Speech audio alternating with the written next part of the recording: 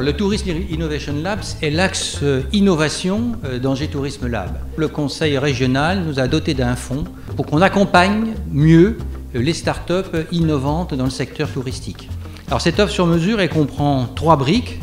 Une brique de formation à travers un diplôme universitaire mis en place par l'UFR-STEA. On a une brique autour de la pré-incubation qu'on a confiée au réseau des technopoles régionales. Et enfin, un peu plus original, une brique expérimentation portée directement par le TIL, le Tourism Innovation Lab et ses partenaires, que sont les entreprises et les territoires. C'est-à-dire que dans ce cadre-là, on fait de la mise en relation et on permet à la start-up de tester son innovation, produit ou service, etc.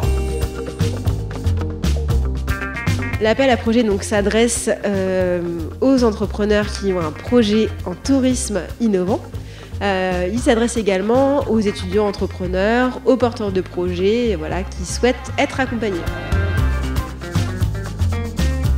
On regarde bien sûr la pertinence du projet et également si le ou les porteurs de projet ont les qualités requises pour pouvoir manager et porter une entreprise. Vous savez que la qualité de la personnalité des dirigeants est essentielle dans un projet économique. On va vraiment avoir 3 critères. Le premier, ça va être la différenciation. Comment on est différent justement des concurrents à côté qui font la même chose. De prise de risque par rapport au marché, est-ce que le marché est connu ou pas, est-ce que la technique est connue ou pas. Mais c'est surtout la connaissance qu'ils ont de l'économie dans laquelle ils espèrent développer leur activité.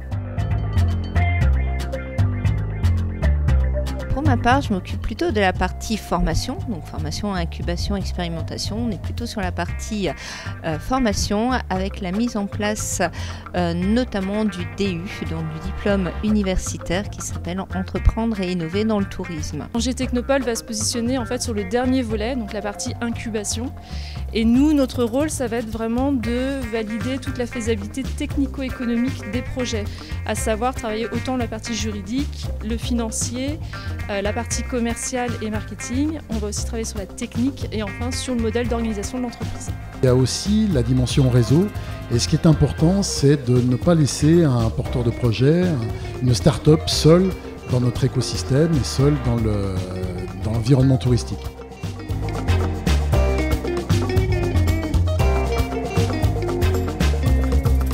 Qui nous a accompagnés dans l'identification de certains partenaires qui ont pu tester avec nous sur le format papier très concrètement la mise en route en fait, de notre plateforme, et ça nous a permis de faire des choix vraiment très concrets et très pratiques.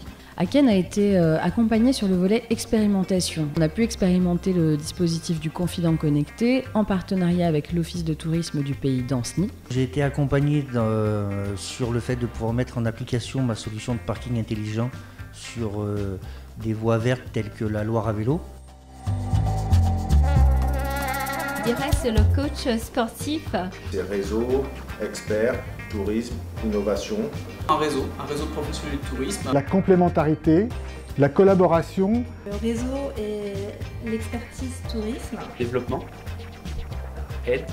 Vraie chance pour un porteur de projet, notamment sur l'innovation dans le tourisme.